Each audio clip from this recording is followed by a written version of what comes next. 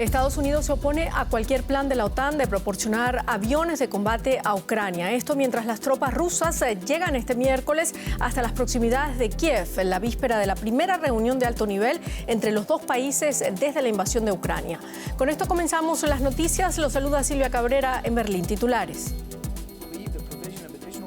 El Pentágono ha dado un portazo a la idea de que Varsovia ceda sus aeronaves MiG-29, una treintena en total, para que sean usados por soldados ucranianos. Washington considera que se trata de un movimiento de alto riesgo. Ataques en Ucrania mientras aumentan las cifras de víctimas civiles en Mariupol. Al menos 17 adultos resultaron heridos en el bombardeo ruso a un hospital pediátrico. El presidente Volodymyr Zelensky ha responsabilizado a Moscú de lo que califica como una atrocidad. Y el gobierno ucraniano anuncia la apertura de 6 corredores humanitarios para la evacuación de civiles. Al parecer, unas 5.000 personas han podido salir ya de Sumy, una de las ciudades asediadas por las tropas rusas.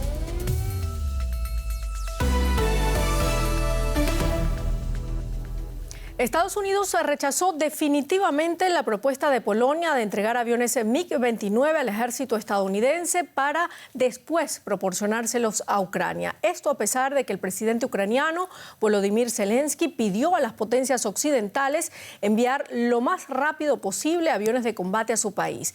Pero los servicios de inteligencia estadounidenses creen que la transferencia de aviones a Kiev podría interpretarse como una declaración de guerra. Estos son los cazas que Varsovia quería poner a disposición de Washington. Kiev instó a la comunidad internacional a proveerle de los aviones de combate rusos que sus pilotos saben manejar. Polonia propuso enviar sus aviones a la base aérea estadounidense de Ramstein en el oeste de Alemania, desde donde Estados Unidos podría trasladarlos a Ucrania. Una decisión tan seria como el traslado de los aviones debe ser tomada por unanimidad por toda la OTAN. Por eso hoy esta decisión está en manos de la OTAN, de los estadounidenses. A cambio, Polonia iba a recibir cazas F-16 de fabricación estadounidense, una idea que Washington avanzó a principios de mes. Pero el Pentágono rechazó esos planes categóricamente. La provisión de aviones de combate adicionales aumenta poco las capacidades con un riesgo alto. La comunidad de inteligencia evaluó que la transferencia de MiG-29 a Ucrania puede hacer escalar y podría resultar en una reacción de Rusia y aumentar las posibilidades de una escalada militar con la OTAN. Tras hablar sobre la guerra con el primer ministro canadiense Justin Trudeau, el canciller alemán Olaf Scholz descartó la idea rápidamente. Hemos proporcionado ayuda humanitaria. También hemos proporcionado todo tipo de equipamiento, incluyendo armas, como saben. Aparte de eso, sin embargo, debemos pensar muy cuidadosamente sobre qué hacer. Y desde luego no incluye enviar aviones de combate. Polonia no está dispuesta a actuar de forma unilateral y la OTAN está dividida. Así que no parece que, por el momento, estos cazas vayan a llegar a Ucrania. Ampliamos el tema con nuestra corresponsal en Washington, Carolina Chimoy. Carolina, Estados Unidos dice que Polonia no discutió esta oferta con ellos antes de anunciarla públicamente el martes y al parecer los tomó por sorpresa. ¿En qué posición pone todo esto a Washington y cómo queda la Casa Blanca ahora? Efectivamente, esas fueron las palabras del portavoz del Pentágono, Silvia. Además, dijo que la propuesta de Varsovia definitivamente sería insostenible, que no habían habido discusiones tan concretas. Se sabía que se había hablado en un principio sobre posibles cooperaciones, pero nunca se concretizó hasta tal punto como Varsovia lo presentó esta vez, diciendo que esos aviones además podrían partir de territorio alemán desde Ramstein, la base estadounidense. Y además el portavoz del Pentágono dijo que esto iba de la mano con serias preocupaciones y también sería un paso sorprendente del cual Washington no apoyaría, porque además va de la mano con retos logísticos. En todo esto lo que podemos ver claramente, Silvia, es poca coordinación entre Polonia y entre Estados Unidos para dar un paso tan grande que podría significar una provocación hacia Rusia. Y eso también lo repiten acá analistas una y otra vez. En algún momento se tenía que mostrar la línea hasta donde la OTAN podría apoyar a Ucrania y al parecer es esta. ¿Estamos viendo entonces una división en la OTAN?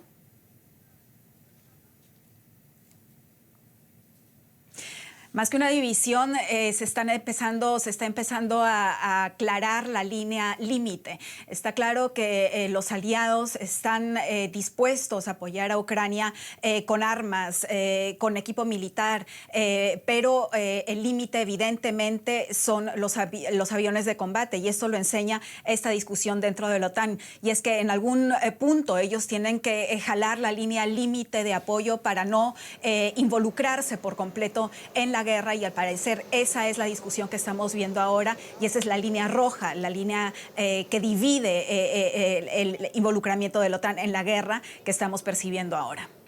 Este jueves la vicepresidenta estadounidense Kamala Harris se va a reunir con el presidente polaco en Varsovia en su misión de reforzar esa unidad de Occidente frente a la agresión rusa, una misión que podría haberse complicado ahora con esta última respuesta de Estados Unidos. ¿Qué se espera, Carolina?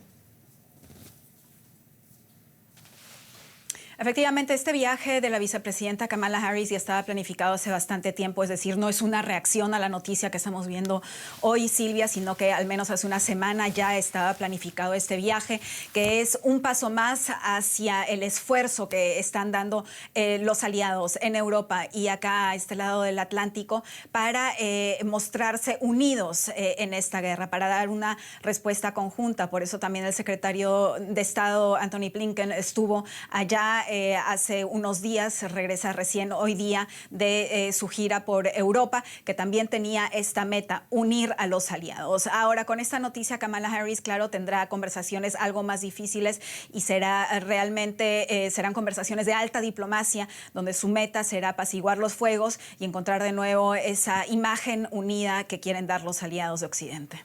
Muchísimas gracias, Carolina Chimoy, desde Washington. Un placer, Silvia. Y el presidente de Ucrania, Volodymyr Zelensky, acusó a Rusia del bombardeo de un hospital materno-infantil en la ciudad sitiada de Mariupol. El bombardeo que Zelensky tachó de atrocidad arrasó la instalación y dejó a niños enterrados en los escombros. Un episodio de violencia extrema que alimenta los miedos de que la campaña rusa está apuntando a objetivos civiles para desmoralizar a la población. La Organización Mundial de la Salud condenó este ataque. Les advertimos ahora de que el siguiente informe contiene imágenes duras. Otra explosión sacude la ciudad sitiada de Mariupol. Pero el objetivo no era un área militar. Un hospital infantil quedó en ruinas tras recibir el impacto directo de un supuesto ataque aéreo ruso. Según las autoridades ucranianas, hay al menos 17 heridos y puede haber muchos más atrapados en el interior. La Organización Mundial de la Salud ha verificado 18 ataques contra centros y trabajadores sanitarios desde el inicio de la invasión. El miércoles, esta institución instó a Rusia a que se comprometa a hallar una resolución pacífica y permita la entrega de ayuda humanitaria. Esta violencia rompe cuerpos, rompe mentes y rompe almas. Así que esto debe parar. Pero no son los médicos y enfermeros, no son los sanitarios los que pueden detener esta violencia. La invasión de Rusia sigue encontrando una fuerte resistencia, pero analistas militares advierten de que las fuerzas rusas atacan cada vez más objetivos civiles. En la ciudad nororiental de Sumy se logró abrir el primer corredor humanitario por el que ucranianos desesperados huyen durante un breve alto el fuego. Mientras, cientos de personas huyen de la ciudad de Irpin, cerca de Kiev, a través de un puente dañado contra el que las tropas rusas han abierto fuego mientras los civiles trataban de cruzar. Algunos consiguen escapar durante el alto el fuego, pero en Kiev las sirenas antiaéreas advierten a la población que permanezca a resguardo. Miles de personas se enfrentan a otra larga noche buscando algo de seguridad en las estaciones de metros de Kiev. Vamos de inmediato a Ucrania, Philip Crowder en Leópolis. Philip, tras 2 semanas de ofensiva rusa en Ucrania, la situación que se vive es trágica, se redoblan los bombardeos, también las cifras de muertos y refugiados. ¿Qué se está viviendo allí en Leópolis? Pues esta ciudad puede parecer casi una ciudad en paz en medio de un país en guerra, pero luego hay recuerdos siempre de lo duro que está pasando en Ucrania, porque aquí sí que hay mucha gente en la calle, pero muchos de ellos son refugiados. Según el alcalde de Leópolis, hay 200.000 refugiados en esta ciudad ahora mismo. Esta ciudad está al límite. El alcalde quiere más ayuda humanitaria, una ciudad que normalmente antes de la guerra tenía 700.000 habitantes, ahora tiene estos 200.000 más. Y el miedo aquí siempre es que la guerra podría llegar aquí. Refugiados ya han llegado, pero la guerra misma todavía no. En esas 2 semanas de esta invasión rusa todavía no ha habido bombardeos aquí. El miedo es que eso puede cambiar en los próximos días o en las próximas semanas.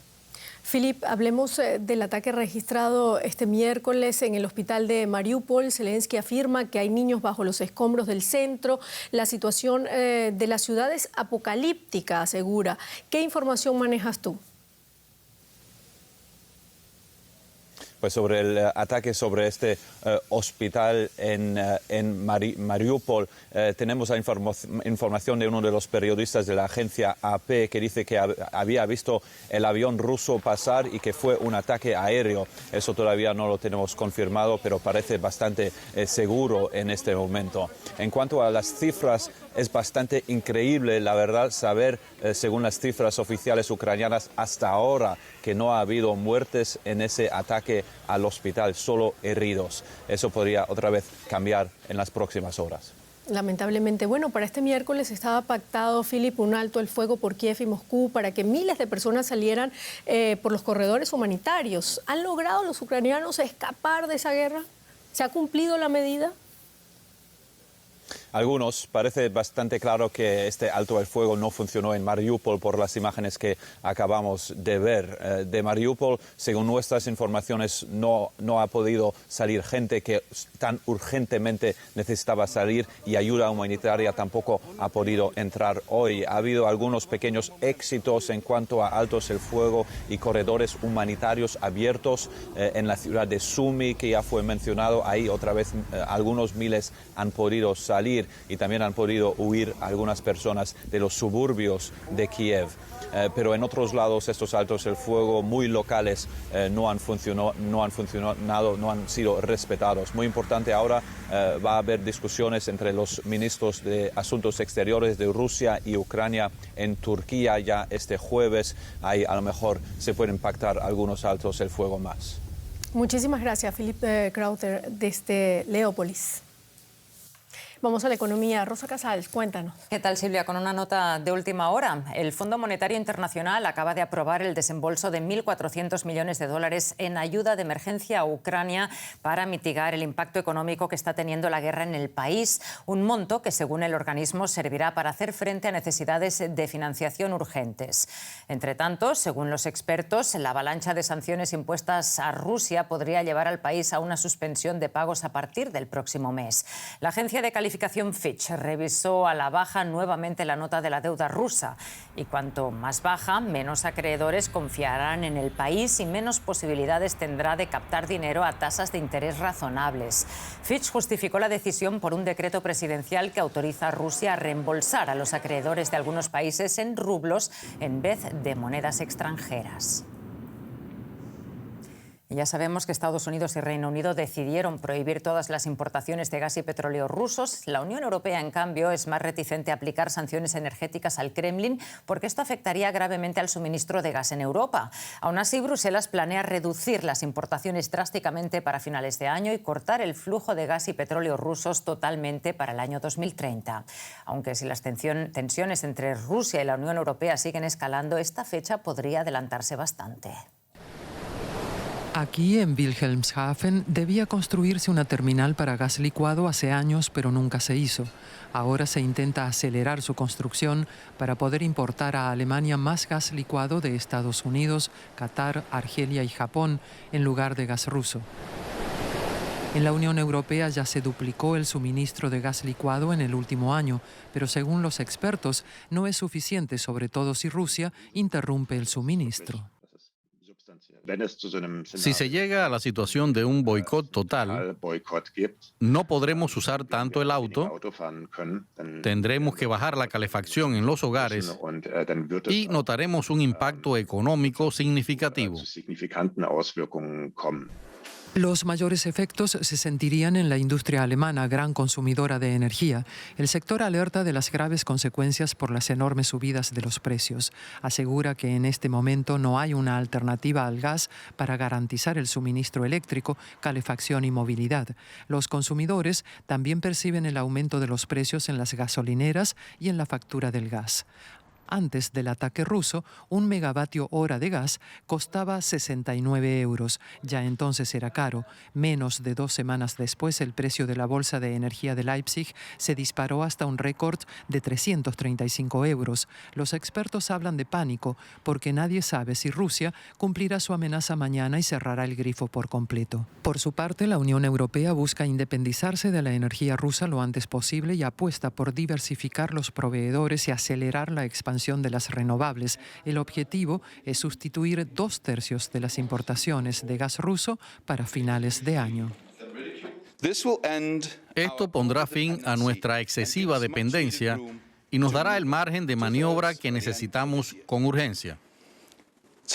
Es tremendamente difícil, pero es posible lograrlo si estamos dispuestos a ir más lejos y más rápido que antes.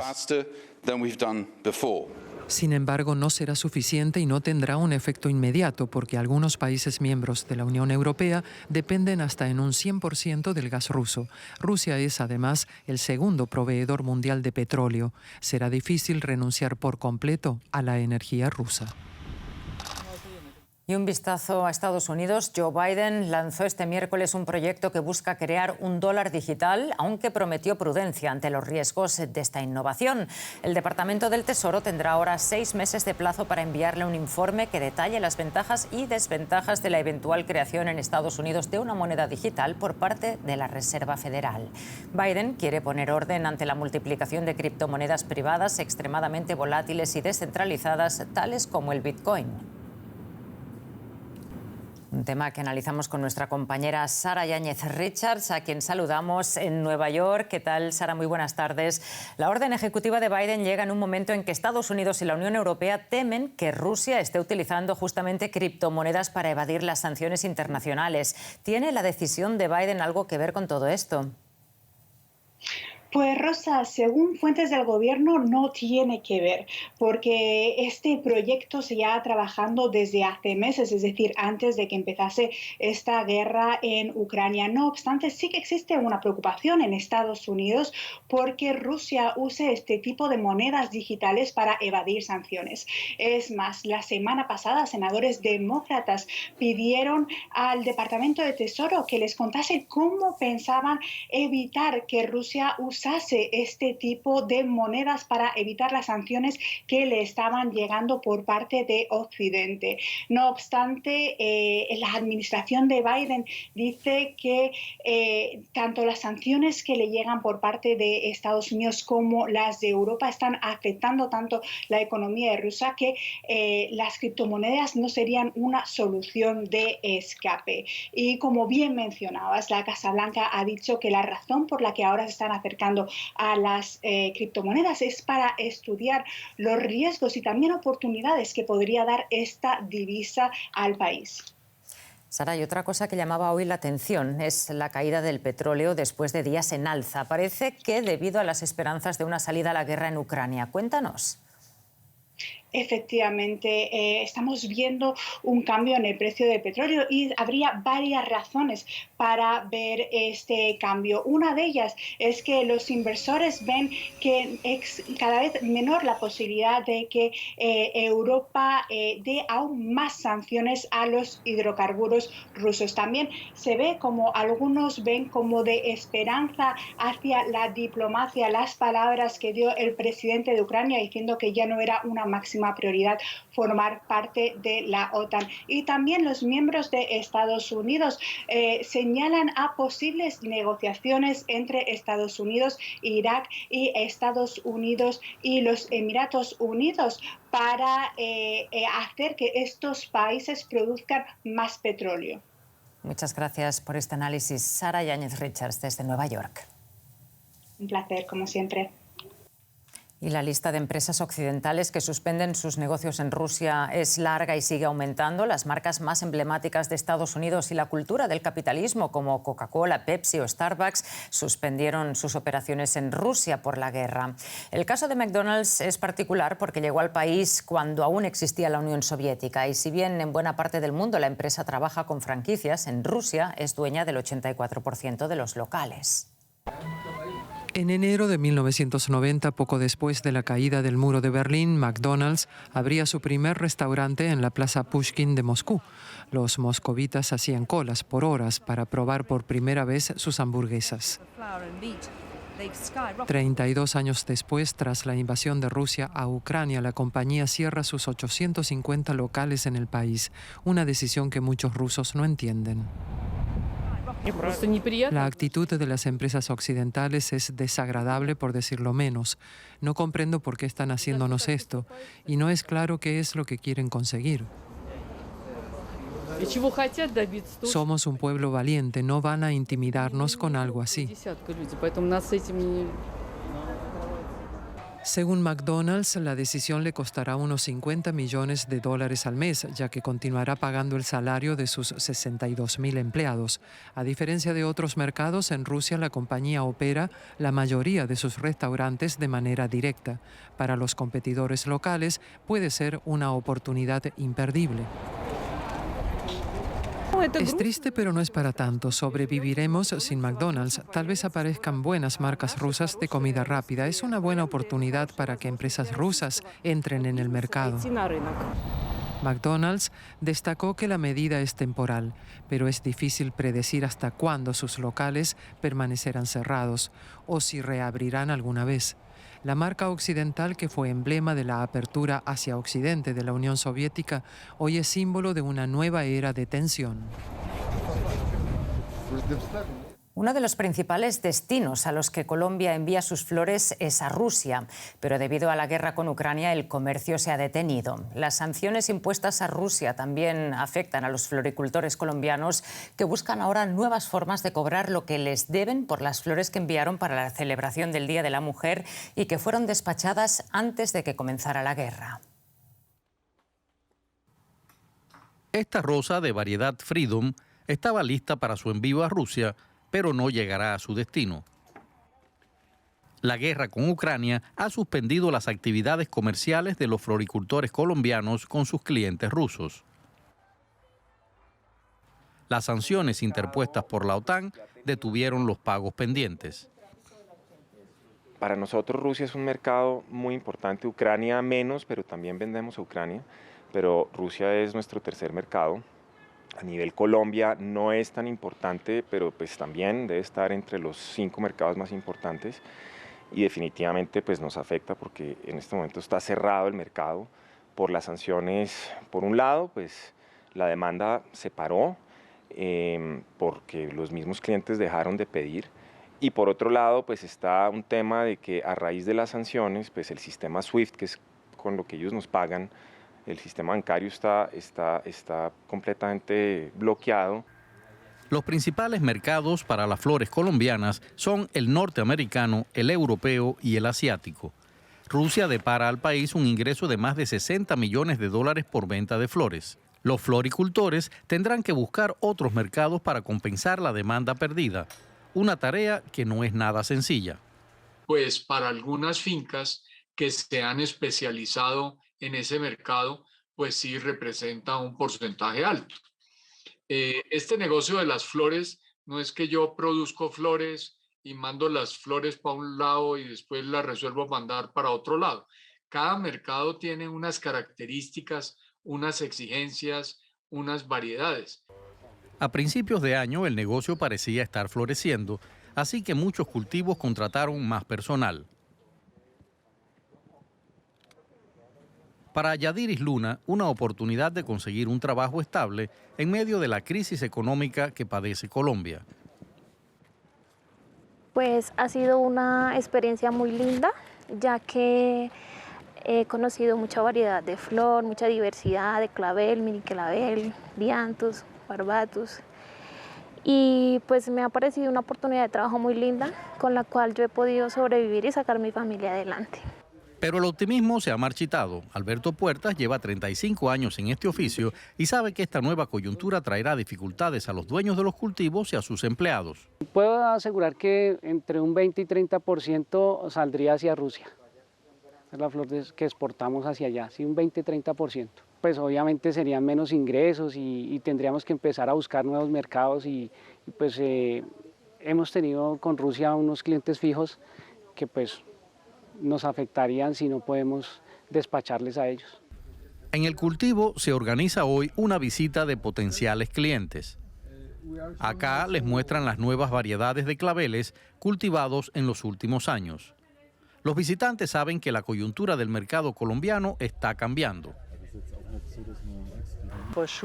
Va a tener un gran impacto en el mercado de las flores colombiano porque no van a vender o no debería vender más flores a Rusia. Así que el producto debe ir a nuevos mercados. Contamos con un gran impacto en la industria de las rosas. Los expertos creen que esta nueva búsqueda de mercados hundirá el precio de las flores en Norteamérica y en Asia. El efecto sobre el mercado colombiano es imprevisible. Vamos con otras noticias del drama de esta guerra, Silvia. Que es terrible, además, noticias que nos llegan de última hora siempre. Según la Agencia Internacional de Energía Atómica, no hay razones de alarma luego de la interrupción del suministro eléctrico a la central nuclear de Chernóbil. El organismo de Naciones Unidas considera que las condiciones en las que se encuentra la planta siniestrada permiten que el calor pueda ser eliminado sin necesidad de suministro eléctrico.